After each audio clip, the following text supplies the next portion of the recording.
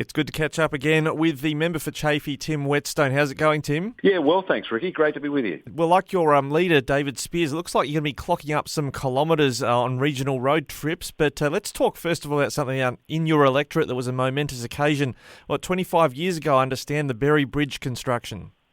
Yeah, it certainly was. And it was quite a contentious issue, between 30 and 25 years ago with the building of the bridge. But 25 years ago, we were at the opening of the bridge, and it was a great piece of infrastructure for the region. For those that remember lining up to cross the river by a ferry, and modern times needs modern infrastructure, and that was the bridge. Yeah, I remember growing up in Berri myself, maybe the Waikerie people not so much an issue when they used to play a Loxton match, but when Loxton and Loxton North had Berri and Barmah play, there were long lineups for the ferry back then, but now there's a nice big bridge to get not only commuters and travellers, but also, of course, for freight getting over the river.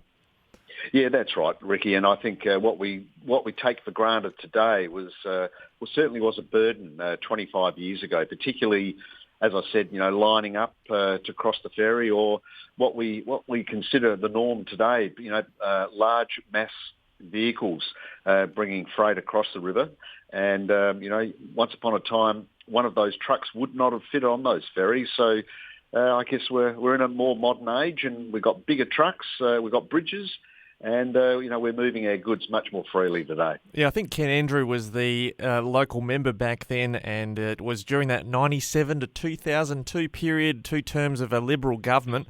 So it was sort of something locals were waiting for, and then Labor, came back into office. We didn't see any major sort of bridge construction happen over that following 16 years.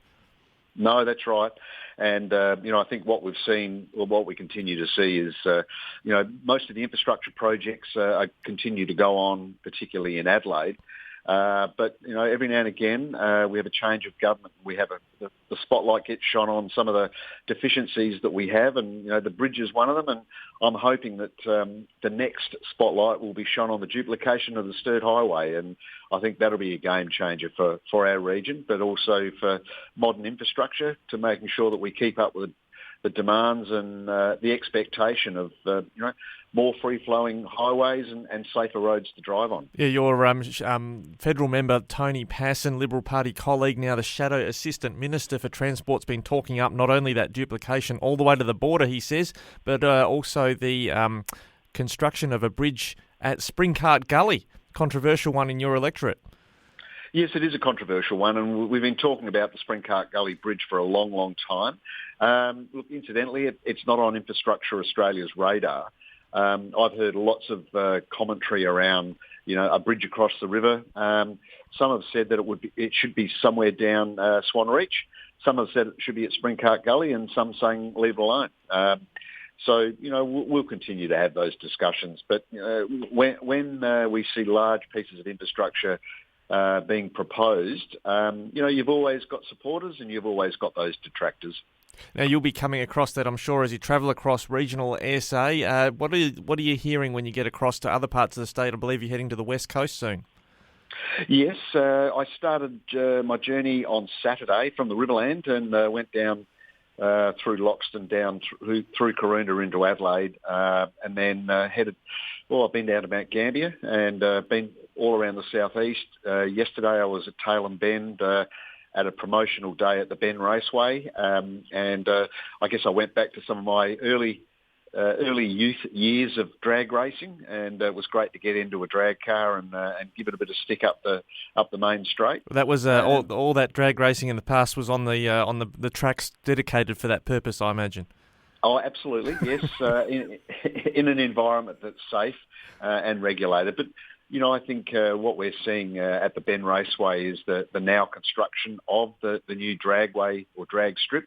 And once that gets up and running, I think it'll give a lot of our motor enthusiasts, an opportunity to go out there and race their cars in a safe environment and in a regulated way. So people aren't acting illegally and aren't sort of venting a bit of their petrol in their veins, in an environment that is conducive to giving people a great time and doing it in in a law-abiding way, I guess you might say. And just clarify for me, boundaries-wise, with your electorate now, does it get all the way down to Tailem Bend or not quite?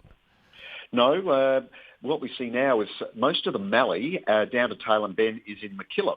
The local member, Nick McBride, and he was busy doing other things yesterday, so I made my way there. And, it was just a great opportunity at the Bend, and as was visiting the pie empire at Parilla. And they have just invested $50 million in a big processing facility for their potatoes, onions and carrots. And what I witnessed there yesterday was just was jaw-dropping to have a look at nearly a 4-acre shed filled up with equipment, packing food, not only for domestic markets, but they're also exporting potatoes, onions, and it was just a real eye-opener. And what I must say is that, they were a recipient of a regional growth fund under the Marshall Liberal government, and it's just great to see a South Australian family doing great things, just like I witnessed at the Bend with the Shahin family investing large amounts of money for the benefit of South Australia. Yeah, it's good to see people investing with confidence in SA and particularly on the land, and something that underpins that investment is obviously strong biosecurity, as we know all too well in the Riverland when it comes to fruit fly, but foot and mouth disease is really front of mind right at the moment across the national stage. But just give us an update on where we're at on fruit fly first, because I think there's some areas you're waiting for sort of this weather to warm up to just see how we've controlled things in the Riverland. Yeah, Ricky, look, it has been a very unusual season. We've seen fruit fly are still moving in these colder months, and that's something that historically we didn't see. And so we've now seen, I think it's up to 13 detections around the Riverland, and that's impacting particularly on the citrus season. And if we can't get this under control, it's going to continue to impact on day-to-day life. And it's going to cost the region dearly because we will have to spend extra money on fruit movement. We're going to have to treat fruit. We're going to have to change the way that we do business in the Riverland, particularly getting our, which was once fruit fly-free produce into protocol markets. Will now have to be treated, and it really does give people They look from afar and think that it's not as bad as what it is, but when it impacts them, cost of fruit and veg will go up. There's no doubt about that. Yes, we've been watching the inflation data today where the Food and Grocery Council say it could go up, inflation by up to 7%, according to the latest figures. They're saying fruit and veg is going to be a big contributor to that potentially. Yes, and what we witnessed yesterday at Parilla was that there has been a significant increase in the staple vegetables, potatoes and onions, carrots and the like, because people are looking to go back to the basic food rather than, really having those specialty lines of fruit and vegetables hit their hip pocket.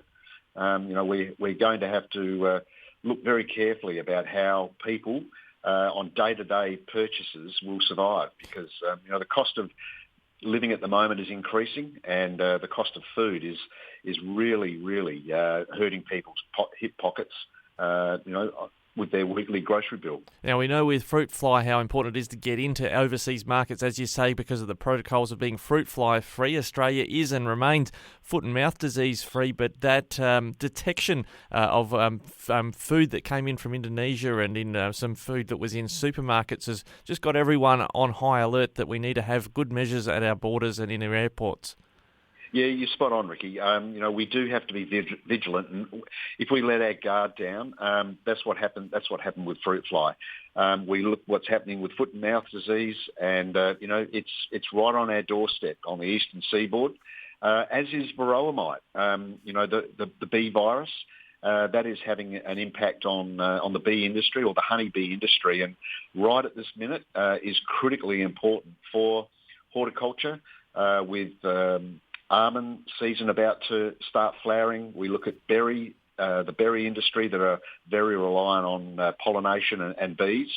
And while we look at foot and mouth, coming from other countries, I've said right from the get-go that we've got to have every tool in the toolbox out on the bench and utilising it. And if it's using foot mats so be it. If it's increasing the penalties for people disobeying the rules and bringing those meat products into Australia, and more importantly into South Australia, I think that should be considered, because if people are prepared to flout the law, they should be prepared to pay the fines if they do the wrong thing. The Federal Liberal leader Peter Dutton's been talking about closing the border.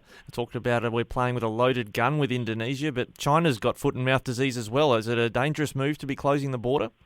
Yeah, I think it is. That's a personal view. I think that we can put measures in place to safeguard our borders without closing them. And I think if you look back a few years with the live trade, and we closed our borders to the beef industry, and that gave red meat industry a world of pain. It gave our relations globally. It really did shine a spotlight on the way that was handled, and I think it was handled badly. To close the borders, I think, is a knee-jerk reaction. I think, if we put serious penalties there for people doing the wrong thing, that is a deterrent. If we continue to put those mats that people either dispose of their footwear or walk through these mats to kill any virus on their shoes or any pathogens, I think that's a better way to address what is a growing pressures on our borders, particularly into South Australia. Now, just lastly on varroa mite, you mentioned that earlier. How is the Riverland looking not just for almonds, but just generally stone fruit and those other crops that need hives? Agriculture Victoria said South Australian hives could get in there. They weren't letting New South Wales hives in for a time there. Are we going to end up a bit short? Well, I think so. I have been speaking to the bee industry on a day-to-day basis, just to keep my finger on the pulse, because obviously the Riverland is very reliant on pollination services. But what we're seeing at the moment is that South Australia look to be self-sufficient. We understand that Victoria will be about 80,000 hives short, and so that is giving them some pain at the moment. But look, it might be that the season we might have to deal with less bees for pollination. If that has an impact on the overall crop size, it might be a small price to pay to keep varroa mite out of our states. Well, Tim, good to give a comprehensive agricultural wrap in the electorate of Chaffey with you. Thanks so much for joining us today. Great to be with you, Ricky.